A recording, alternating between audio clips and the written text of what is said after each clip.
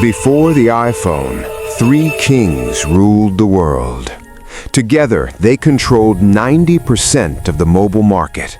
They were invincible. They were cultural icons. Today, they are ghosts.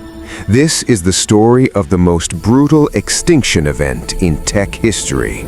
Welcome to the Vantage. Let's go back to the Golden Age. To understand Motorola, you have to understand war. They didn't start with phones, they started with survival. In the 1940s, they built the SCR-300 walkie-talkie. It was the internet of the battlefield. It saved thousands of Allied lives. When Neil Armstrong spoke from the moon, he wasn't using an iPhone, he was using a Motorola transponder. They were the backbone of American history. They thought they were untouchable because they helped win the war and the space race. It started with Motorola. In 1973, Martin Cooper made the first call. He didn't just invent a device, he invented a superpower. Motorola understood style. When they released the Razr, it wasn't a phone, it was jewelry. If you didn't have one, you didn't matter. While Motorola had style, Nokia had scale. From a paper mill in Finland, they built an empire of reliability.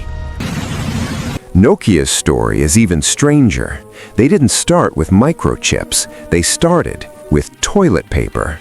For 100 years, Nokia was a boring conglomerate making paper, rubber boots, and tires for cars.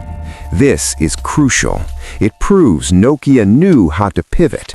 They reinvented themselves from a rubber company into a tech giant in the 90s. That is the tragedy. The master of reinvention forgot how to reinvent themselves when it mattered most. The Nokia 3310 was a tank. The battery lasted for weeks. It connected the developing world. It was the people's phone. And then there was the suit's phone, BlackBerry. They gave us the addiction of always-on email. We called it the CrackBerry because the physical keyboard was a drug. You could run a Fortune 500 company from a taxi. But then came the Asteroid. January 2007. Steve Jobs walks on stage and removes the one thing BlackBerry loved most, the keyboard. He replaced buttons with software, a multi-touch screen that could be anything. The giants laughed. BlackBerry said, "No business person will type on glass." Nokia said, "It doesn't survive a drop test." They missed the point. The iPhone wasn't a phone, it was a pocket computer.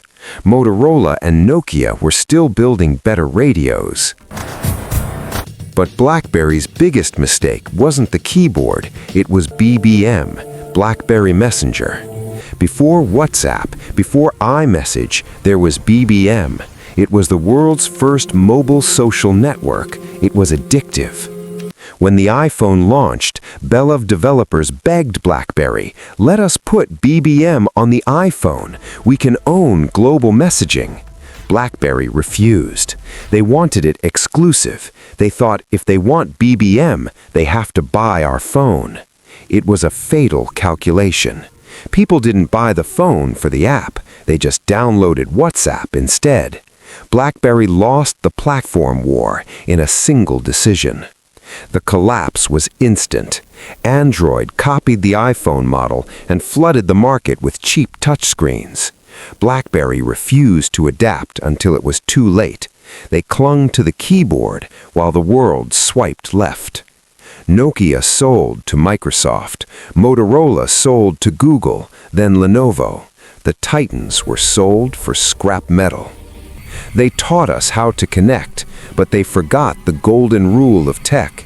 If you don't cannibalize your own product, someone else will. Innovation isn't a destination, it's a survival strategy. This is the Vantage.